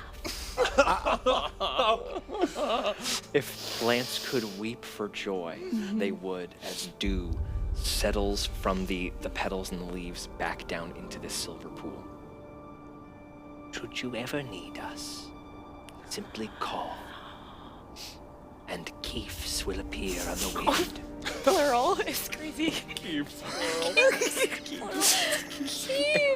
And They all kind of like dance back and forth. You hear like ethereal music just on the wind. It could just be the whistling of wind moving through the rocks. Picturing the Ewoks. That's exactly on it. Yes, and I was going to say that. I was going to say it. But as you set Keef into place, you see snow on the backside of the mountain melt in an instant, and a clear path is illuminated to you as the winds quiet, and an egress is gifted you. Please, Chehlsee, not be a stranger. And if you ever wish to say hello, simply speak into the plants, and they shall relay your message to us. That's so beautiful. Thank you, Keith. We love you, Chehlsee. They all say in unison. It's so loud. We love you, Chehlsee. It rattles Chelsea's brain a little bit. Tiny little ears. Yeah. Chehlsee does one more check to make sure that the mice are back. Yes. The mice have gone back into his hat. The songbird is back in his beard. Everyone is warm. Songbird's recovered.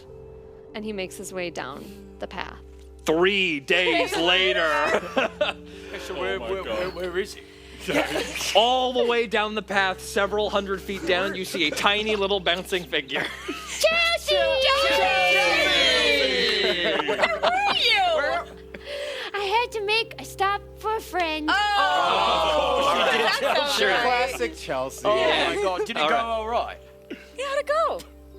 Oh, Chehlsee, hey, is it? Hey, all right. You seem affected. It went all right. All right. Good. And you don't Well, need if you ever need anyone to talk about it, Chehlsee, we're all here. Thanks. Okay.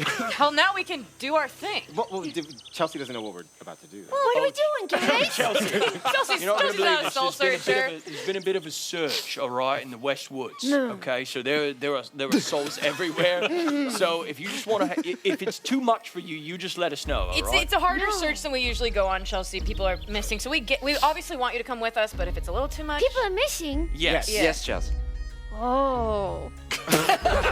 how do you feel about that? Yeah. I want to stay with my gang, of course. We were hoping you'd say that the whole time. We wanted you to say that, but we didn't want to put pressure on you or anything. Yeah, Chelsea's Oh my great. God. This is going to be a really it's going to be a hard you campaign wanna of not hop on? laughing at everything Chehlsee says. No. If you want to hop on and just hang out, and if anything's wrong, you just tell us, and we'll cast some spell. We'll keep you safe. Maybe I could rest my legs for a little bit. Yeah, it seems. You've been walking for 3 days. Well, 6 days if we think about it, right? Yeah. Because the Oh, well, it was a mountain. 3-day journey and a Yeah, 3-day right. back. Right. And honestly, in Chehlsee miles, it's like 3 times the amount of miles. Right. That's 10 The years. circumference of the earth that you just Yeah. walked. Yeah, if I could hop on and rest my legs. We'll take shifts. Right. Whatever you need. All right. Chelsea hops onto Jethro's shoulder. All right. Here, I'll bring my hood down. You can just sit in the back of the hood. Oh, all right. He slips into the hood. Your old, not quite prison buddy, but your buddy from prison, Chehlsee, settles in your hood. Chehlsee, do you remember? That's right. Do you remember when you first popped through the ground Oh, yeah. when I was in the prison yard? I never forget it. It was the most unbelievable thing. I was doing a push-up. Right. I was trying to stay strong, and all of a sudden And I your was face just. born. Well, right, because I was in the I was in the forest. Yes, right, yes. miles away. Miles away. Right. Yeah. And I had a free day. Yeah. You were chasing. You were looking I for was something. digging, I was digging and I saw a mushroom. Oh yeah. And it was a mushroom I'd never seen before. Oh my God, I love So this story. I had love to- hearing your perspective. I had to keep going. Chehlsee, right? Chehlsee, of I had to course. keep going, finding the mushrooms, putting them in my acorns. And when you find a mushroom, you have to keep chasing the Right, mushroom. Chelsea, I'm going through the tunnel. Yeah. And all of a sudden I hit something hard at the top. And it was my nose. That's right. It was my nose. The story And never I gets dug old. all the way to the prison You yard. dug all the way, and it was unbelievable because those mushrooms, those were a delicacy. Yeah. So you were so kind enough to share some mushrooms. That started up my whole relationship with Horus, and then the rest is history. Yeah. If I have you to thank for my life in prison. Oh. And I have the mushroom to thank for finding Our you. friendship, of course. I love I will hearing this always story. thank the mushroom. I can't hear it enough. Beautiful tale I about think this is two my favorite friends time and their hearing it. mushroom. It's always every time I go a few days without seeing Chehlsee, We gotta check. We gotta check back in. We gotta make sure the other one doesn't forget. Well, I got memory issues, you know. I got some memory issues, so I Right. always want to make sure it stays in there, you know, because I've lost a few in some key moments, and I'm not going to lose this one. No, you remember this one. Not going to lose this one. No way. So should we start? Go. Probably. Everyone gave us grand farewells, and we waited that extra 15 for Chehlsee. And Sorry about that. No. Sorry about We the would have 15. waited days. We would have waited days. Sorry about the 15. Chehlsee, you want to regale us with a little song? Maybe a little walking Yeah, song? we're ready to get going. Yes. Start the music up, and we'll just sing along. One of our All right. favorites. I hope he does my favorite. Would you like me to sing or play my flute? Play. Oh, the flute. Flute. And all of you walk down the path, joyful flute music guiding your steps as you all jauntily begin to fall into kind of a rhythmic step. A quick little montage of everybody. We'll just go around in a circle of like, what do you do on this 5-hour walk? What distracts you? What do you accomplish? You had something, Cairn? Yeah, if Chehlsee would be comfortable sharing the story of what just happened, I think like Cairn would be like so into it because that's like some real druid shit. Like that's About like, Keith. About Keith. Yeah. Like if you were like down to share that story, I think like Cairn would be like, oh my god. Is like, that that's- personal, or is it you regaling the tale with I everybody? think I could regale. Like Okay. I've maybe like met Keith because I can also talk to plants. So if you were like carrying Keith for a long time, I could have like interacted with Keith already. Totally. I like that. Yeah. Yeah. Love that. Yeah. Yeah. So you guys are walking along the path. I'm just talking to Jethro's shoulders. Yeah, because I think Beat that. Jethro also, you know, since the bad thing that happened right before he was imprisoned, he always wants to stay in the front. Okay. He's never wants anyone to go ahead of him. Ooh, I think going love ahead of him, that. it's a bad omen. So he's staying in front, but because Chelsea's in the hood, turn Chelsea's around just the back. facing back. Chelsea's I'm just talking to standing all of directly us. behind you. Yeah, we're all like, I'm not having gonna a get great the tail time. because you're in the hood. I'm like, Yeah. wait, Chehlsee, what just happened? That's and what there's you tell something, us. Yeah. there's something comforting to constantly hear. I think Jethro gets quite annoyed with some people in the way, but there's something so fresh about Chehlsee and Chelsea's I think we can all innocence. agree. We can all Yeah, agree. so we don't Chelsea's trust each other so without Chelsea. Chehlsee. Chehlsee doesn't do Yeah, soul again, searching. Chelsea is very much not an official member Yes. of Right. this No. regiment at all. He's there for morale. But we don't know how to do it without Mascot. Chelsea Yeah. there. Yes. Yeah. Do they call themselves the like Chelsea chaps or something, or like? Never mind. naming ourselves Cut the that. Chelsea We're gonna cut chaps. that. Well, do the commanders know that we have this honorary I banner? think no. Yeah, I think they They don't. don't know. Because I you like meet that. us outside the Citadel, Honorary it member. seems. And I think you probably never go in the Citadel. No. Yeah. No. So the processors don't get to see you either. I love so that. the commanders obviously send the soul searchers out. The processors take in the lost souls that the soul searchers have found, and you guys probably give Chehlsee a wave goodnight for Chehlsee to go back into the woods. Yeah. He lives in the West Woods where you guys are actually headed. So we're actually might be able to swing past your house. Right. We Uh, will. Grab which some is stuff. one. We will. We will. None of us can fit in there. We hang outside. Yes. We love the Chelsea's on yard. I have a patio. It's 1 square foot. We'll go. It's for Chelsea. It's huge. Yeah. But Cairn like leans in. He's like, did they sing the song? Did they sing the blood song? Mm-hmm. Oh my god! Yeah. I They can't sang believe it. I've never heard the song before. Oh, it That's- was the most beautiful thing I've ever heard. Wow. Way to go. You did Thank it. you. I wish I was doing stuff like that. I feel like a little bit of wasted potential here. Hey, don't say that. That's Chelsea's friend. Don't talk about Chelsea's friend like that. Thank you, Chehlsee. I really appreciate I needed to hear that today, honestly. It's Yeah. been a weird morning. What Ooh. happened? Well, you know, there's a lot of bureaucracy in the Citadel, and I had to talk to, like, not my boss or my boss's boss, but, like, my boss's boss's boss, you know what I mean?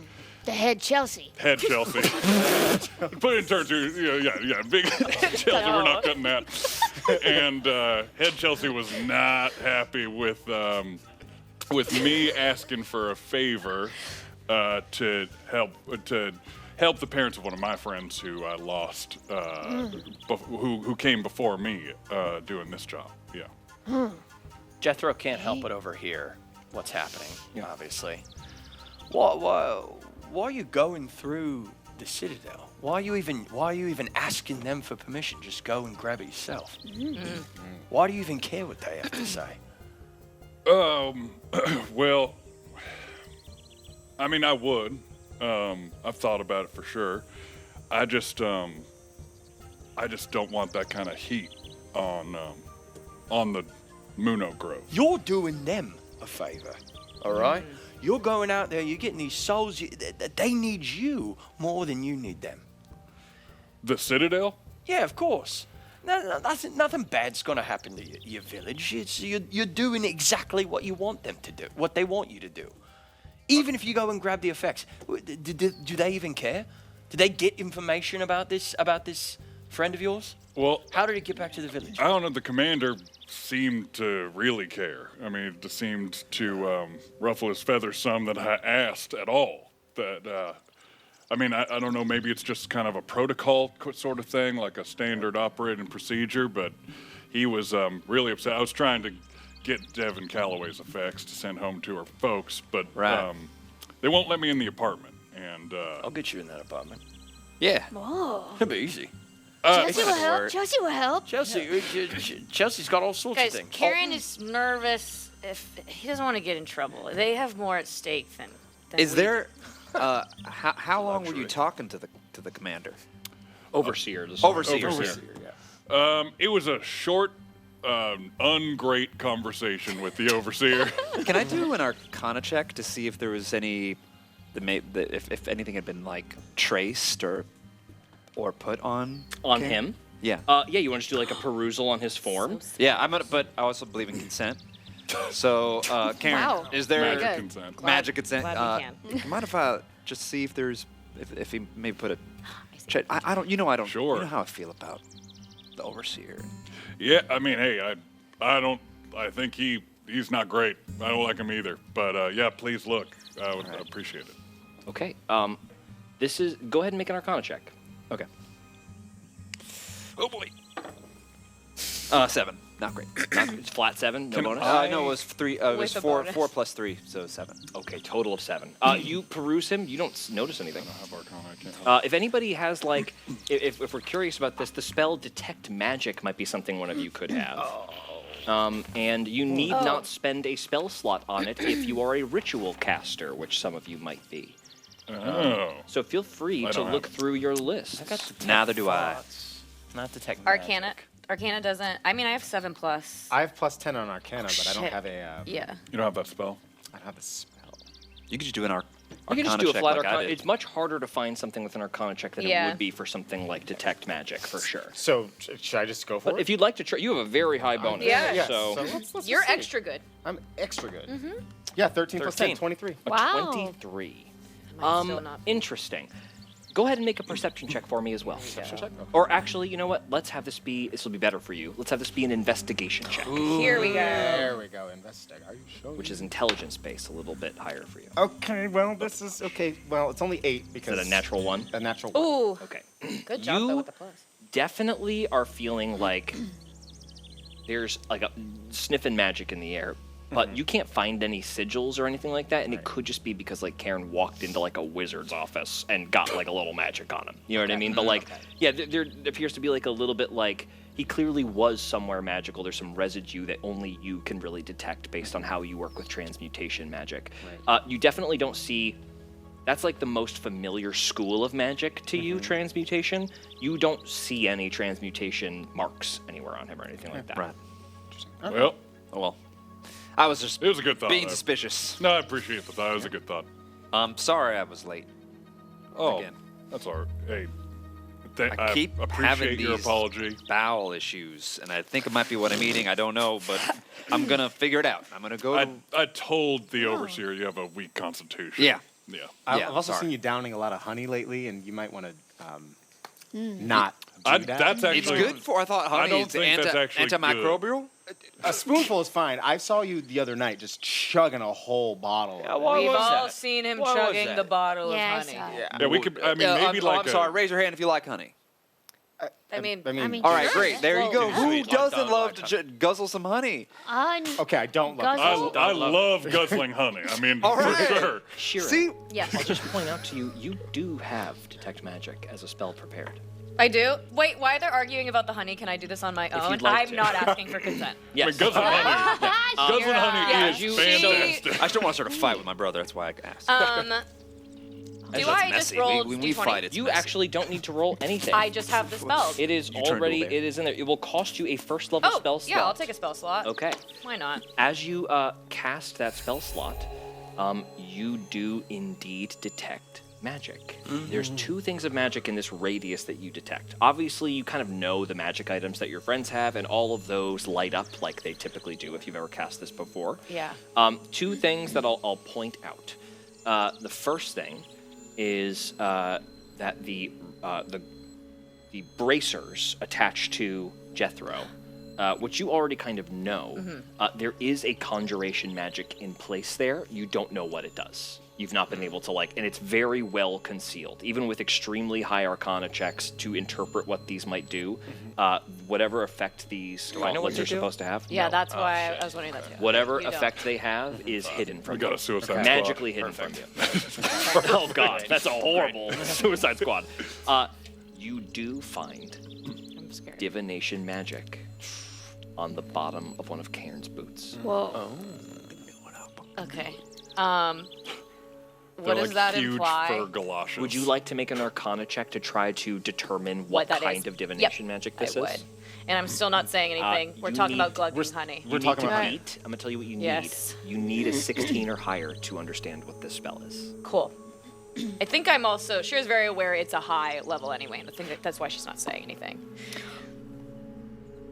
I need 16. Yeah, Darn, 13. not able to. Okay. But I'm aware something's going on in there. You see it like there's like a divination trail that appears and then disappears in Cairn's footsteps. Yeah. And as you're walking, getting closer and closer to the forest, you see the outpost ahead of you, a few hundred feet, and there is just an outpost person's hand waving, and there is a little bit of light exploding from their hand. It is not moving. The light is frozen in place, as is this person. And as you look around at the trees, you start to notice that you can't hear the wind, and the leaves have stopped rustling, and all the trees are deathly still. Okay. I go. All right. I'm so sorry to stop us from talking about honey for a second. I wish you would. My perfect Orbis day is Thank goodness. chugging a big jug of honey. It's the one thing Alright. we can really agree on. I'm glad you guys have something. That's nice to see. There's. While you were doing that, I did check Oh yeah. to see, and there is something. I don't know what it is, but Where? foot. Cairn takes off both of his big fur galoshes and yeets them into the forest. Okay. You see Good. the divination spell go with the boots. And I was like, oh. I'll they make tracking new us? ones. It's You like don't need. tracking us. Yeah, he loves I being if I barefoot. look, Yeah. I think we are being watched, which makes sense. We just lost a big crew. That outpost guy, I don't know what's going on there. It doesn't feel reliable. We lost a lot of people on outpost as well, which I think is fair to assume. We're going in, doing our own thing tonight, you guys. I was about to say, Chehlsee, can you hear any crickets or anything? 'Cause Yes. Oh, yeah. it got really quiet a second ago. Go ahead and make a perception check, Chehlsee. Can roll I a d20. help with that? Yeah, you can help, so Please. you Yes. can go Why ahead don't we and double roll the with druid? advantage Okay. by helping. Now go ahead and add your perception bonus. 14. 14. That's every you number. Yeah, it's so crazy. You keep hitting 14s. The crickets are not making any noise, and in fact, it is very quiet. And as you're moving closer and closer to this frozen figure on the hilltop, which becomes more and more conspicuous, you see the eyes of this guy, just a regular human fella, bulging as he is sending up a spell. And the closer you get, Guys. you start to notice he begins to move, in slow motion. The spell also begins to travel upward very slowly. The closer you approach, the faster it begins to move, and all of a sudden, oh my god! How long has it been? How long has it been? And that's where we're gonna stop today. That is the first episode of Realm. We will see you for episode 2 very soon. Stick around and stick with us, everybody. Chehlsee! Next time on Realm. You feel like helplessness. That was just the first of whatever we're gonna see down here. This is something that I picked up in prison. That's a problem We'll for clear it up. future us. We're gonna get out of this alive, Orion.